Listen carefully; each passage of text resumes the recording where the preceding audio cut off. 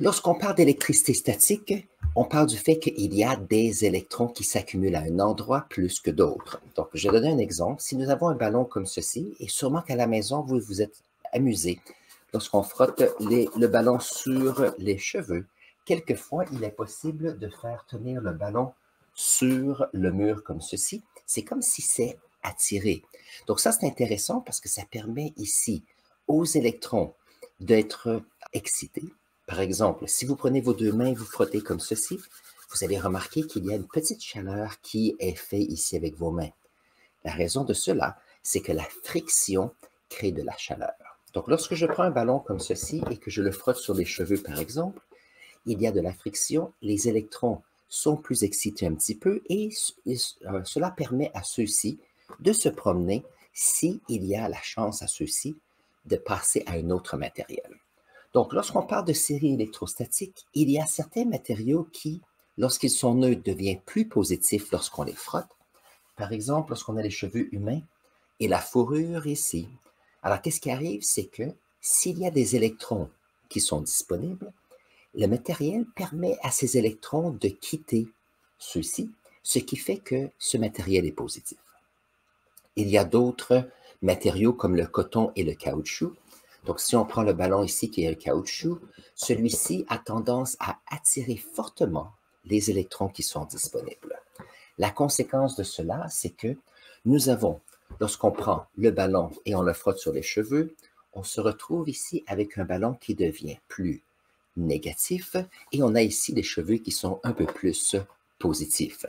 Donc, voyons voir si je peux vous montrer un exemple d'un, on appelle ça un Van de Graaff.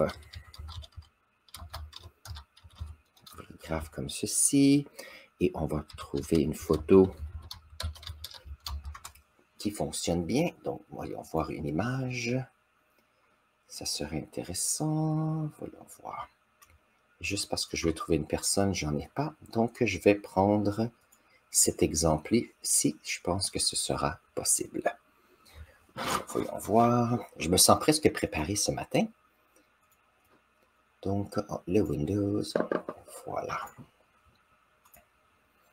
Donc, si on regarde cette photo-ci, ici, c'est un appareil, et peut-être que vous avez déjà vu ça dans un musée ou peut-être dans une classe. Un Van de Graaff, c'est un appareil ici avec une courroie de caoutchouc. Et cette courroie de caoutchouc vient ici et tourne. Et à chaque fois qu'elle va faire un tour ici, on a une boule qui est en métal, qui contient des électrons. Mais le caoutchouc attire les électrons, ce qui permet que, et les électrons sont laissés aller parce que c'est connecté, bien sûr, au mur. Et qu'est-ce qui arrive? On se retrouve avec ici comment on pourrait dire ça? Une boule qui a une charge qui devient de plus en plus positive. Alors, qu'est-ce qui arrive? C'est que si quelqu'un touche à cet objet qui devient de plus en plus positif, les électrons du corps, tranquillement, auront la chance de vouloir sauter et aller sur cette boule ici. On se retrouve ici avec des cheveux qui sont un peu vers le haut comme cela. Et la raison pour cela, c'est que les cheveux ont la même charge et donc la conséquence, puisqu'ils sont attachés sur la tête, ils ont tendance à monter comme ceci dans les airs. Cette semaine, nous avions l'expérience en classe où il y avait des élèves avec des ballons comme ceci, il y avait des cheveux un petit peu partout. Ça, c'est ce qui est intéressant avec les ballons. On sait qu'il y a des charges et la question, c'est est-ce qu'on peut les étudier un petit peu plus? Alors, bonjour. Nous avons ici Foufa qui nous dit, est-ce qu'on répond aux questions de la physique optique? Bien sûr. Si vous avez des questions, mettez-les dans la section clavardage. Je vais essayer d'y répondre. Et si je n'ai pas la réponse, moi, je vais faire un peu de recherche. Je fais une vidéo et je la mets sur la chaîne quelques jours ou une semaine après. Donc, c'est comme ça que ça fonctionne ici. Alors, excellente question, Foufa. Alors, ici, nous avons notre dessin qui fait que on a des cheveux qui vont monter dans les airs à cause de changements de charge. Très bien. Alors, la question, c'est est-ce qu'on peut faire des expériences pour mieux étudier comment est-ce que cela fonctionne? Alors, moi, je vais vous montrer un exemple qu'on appelle un électroscope. Donc, voyons voir si je peux vous montrer ça. Donc, ça, j'en ai des nouveaux à mon école, mais ça, c'est de l'ancien avec ici, on peut voir, tiens, je pourrais peut-être enlever cela, comme ça vous allez pouvoir voir. On peut voir ici les deux petites feuilles qui sont suspendues. Ce sont deux conducteurs. On a ici un petit morceau de métal et une boule qui est juste en haut ici. Donc, comme ça, on peut voir. Maintenant, ce que je vais faire, c'est montrer comment est-ce qu'on peut utiliser, je ne sais pas si on peut aller comme cela, voyons voir, vertical. Je vais vous montrer comment est-ce qu'on peut étudier comment est-ce que l'électricité statique fonctionne. Donc, si j'ai le ballon ici et qu'on va sur des cheveux comme cela, et que je me rapproche, je ne sais pas si je peux vous montrer comme ça, je me rapproche de l'électroscope, on peut voir que les deux petites feuilles s'éloignent un petit peu en approchant le ballon. On appelle ça de l'induction. De l'induction parce que je ne touche pas l'électroscope. Alors, l'électroscope, c'est l'appareil ici. Je ne le touche pas, mais il y a une influence ici sur les deux petites feuilles. Voyons voir. On a l'influence sur les deux petites feuilles ici. Alors, essayons de comprendre ce qui se passe ici avec un dessin. Donc ici, j'ai mon électroscope qui est neutre. On va écrire le nom. Électroscope, comme ceci. L'électroscope ici est neutre pour commencer. Ça veut dire qu'il n'y a pas de charge positive d'extra ou de charge négative. Maintenant, ce qui est intéressant, c'est lorsqu'on approche un ballon qui est comme ceci, qui est négatif, la conséquence de cela, c'est que si nous avons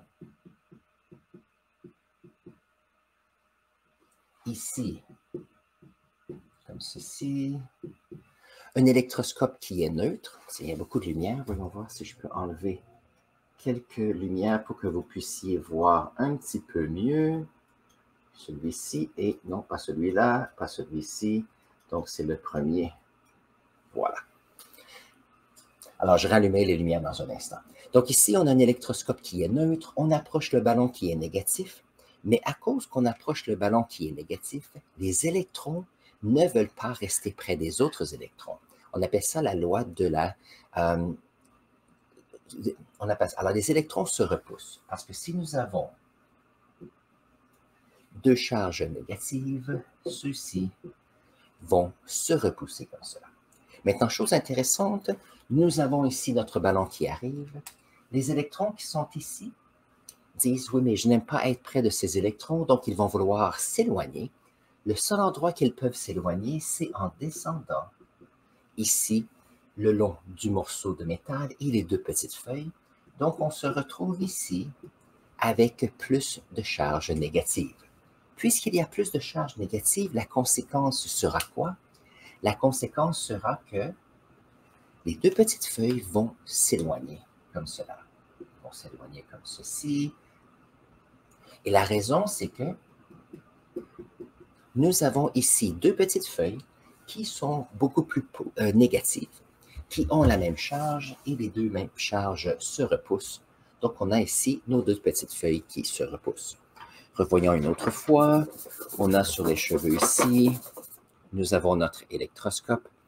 On s'approche de l'électroscope et on peut voir que les deux petites feuilles, est-ce qu'on peut voir ici, les deux petites feuilles bougent et sont influencées. Lorsque je m'éloigne, on a encore les deux petites feuilles qui sont verticales, qui sont peu influencées. Maintenant, qu'est-ce qui arrive si on fait ceci et qu'on touche maintenant l'électroscope? Si je le touche, comme ceci, voyons voir, j'ai besoin de plus d'électrons, comme ceci. Qu'est-ce qu'on remarque? On remarque que les petites feuilles, maintenant, sont toujours éloignées. Et la raison pour cela, c'est que lorsque je frotte le ballon sur mes cheveux et que je l'approche ici de l'électroscope, comme cela, qu'est-ce qui arrive? C'est que nous avons les électrons ici du ballon qui ont une façon de se sauver et de s'éloigner de l'un et l'autre du ballon. Ils vont donc sauter sur l'électroscope qui est ici. Alors, on se retrouve lorsqu'on touche avec, on appelle ça un électroscope qui est chargé. Donc, voyons voir. Donc ici, nous avons une influence. Aussitôt que nous touchons, comme ceci, aussitôt que nous touchons ici notre ballon sur l'électroscope,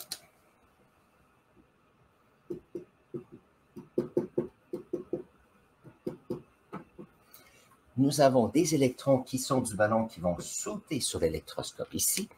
Et chose intéressante, c'est que maintenant, puisqu'il y a des électrons qui sont sautés sur l'électroscope, si nous avons le ballon comme ceci, nous avons ici un électroscope qui est chargé continuellement. Alors ça ici, ça devient intéressant parce que cet électroscope ici nous permet de pouvoir tester certaines choses intéressantes. Voyons voir pourquoi est-ce que ceci peut être important. Si moi je prends un objet négatif et que je l'approche ici de notre électroscope négatif, il y a encore plus d'électrons qui vont vouloir descendre et les deux petites feuilles vont s'éloigner encore plus. Ça nous permet de pouvoir prendre un objet quelconque et voir si c'est négatif, si on a un objet qui est négatif. Et à l'opposé de cela, si on approche un objet qui est positif, donc on a un objet ici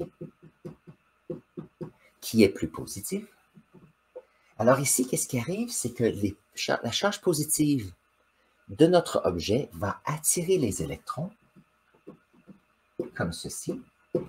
Et en attirant les électrons, qu'est-ce qui va arriver? C'est que les deux petites feuilles ici vont commencer à se rapprocher, comme ceci, parce que la charge totale des deux petites feuilles vont diminuer et donc ça va se rapprocher. Ceci nous permet de pouvoir mesurer ou de savoir s'il y a des charges négatives ou des charges positives d'un objet.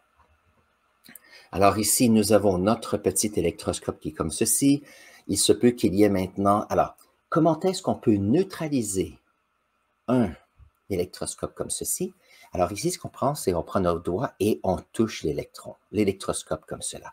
Et on peut voir les deux petites feuilles ont redescendu rapidement. La raison de cela, c'est qu'il y avait une augmentation d'électrons dans notre électroscope ici. Et lorsque j'ai touché ici ma petite boule, on appelle ça, j'ai fait une mise à la terre. Une mise à la terre permet de neutraliser une charge d'un objet. Donc, ici, parfait. Lorsque je fais une mise à la terre, ça c'est le symbole comme ceci. En électricité, il y a bien sûr des fils électriques qui font cela. Dans l'expérience dans la classe, notre corps contient une grande quantité d'électrons. On a aussi beaucoup d'eau, donc on a la capacité d'absorber ceux-ci. Alors ici, qu'est-ce qui arrive aussitôt qu'on fait une mise à la terre? Nous avons les électrons qui vont quitter, comme ceci. Et conséquence, il y aura moins de charge négative ici. Et donc, on va ici neutraliser notre électroscope. Et la conséquence, on va se retrouver avec un électroscope où les deux petites feuilles sont maintenant verticales, les deux sont neutres, donc il n'y a pas d'énergie ou de force qui va les séparer.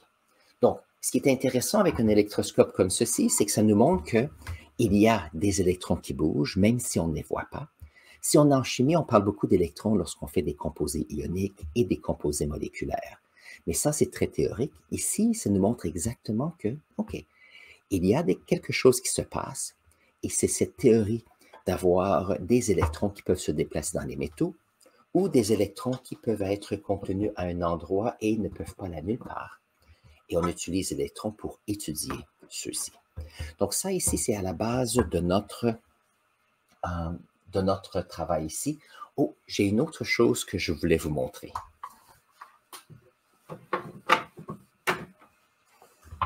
Voyons voir. Comme ceci.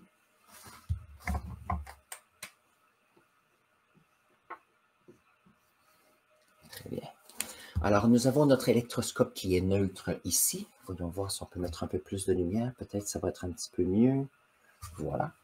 On a ici l'électroscope qui est neutre. Et si nous emmenons un ballon qui est ici négatif, la conséquence de cela,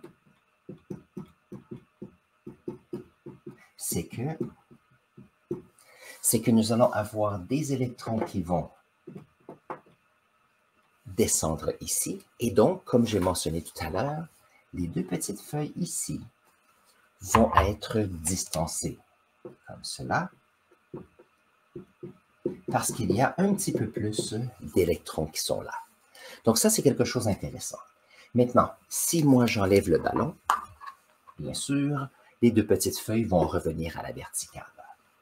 Mais chose intéressante, si moi je décide de mettre une mise à la terre, comme ceci,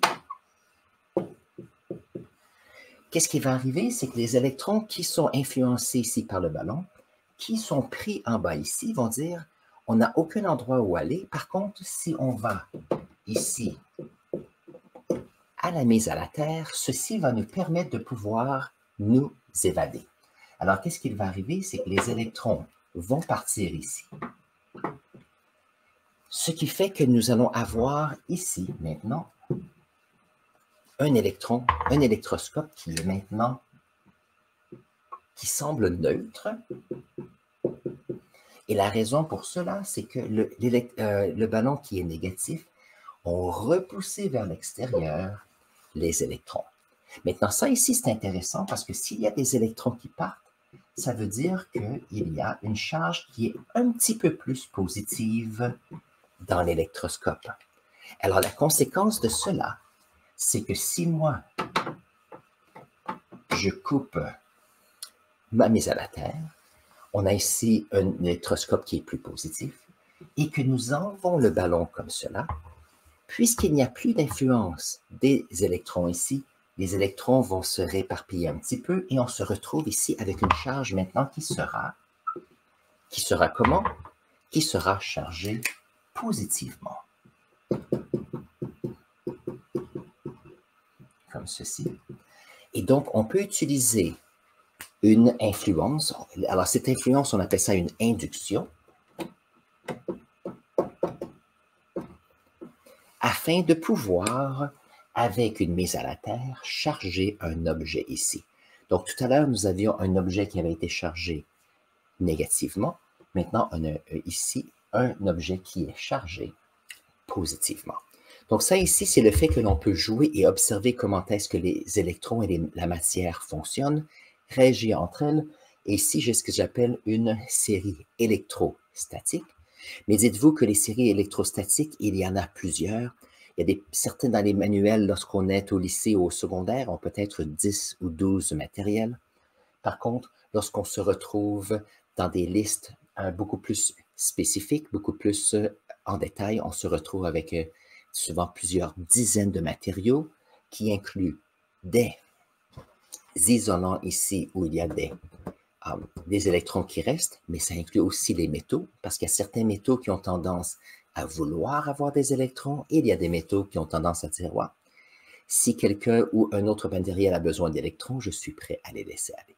Donc ça, c'est ce qui est intéressant avec l'électricité statique, et j'espère que j'ai pu répondre à la question que j'ai eue cette semaine de quelques élèves sur ce sujet. Alors, si vous avez apprécié cette vidéo, n'hésitez pas de poser vos questions de clarification dans la section commentaires. Un petit pouce comme ceci pour remercier et vous abonner à la chaîne. On a toujours plein de vidéos intéressantes. Et je vais faire une conclusion pour ce segment parce qu'il sera édité pour cette semaine.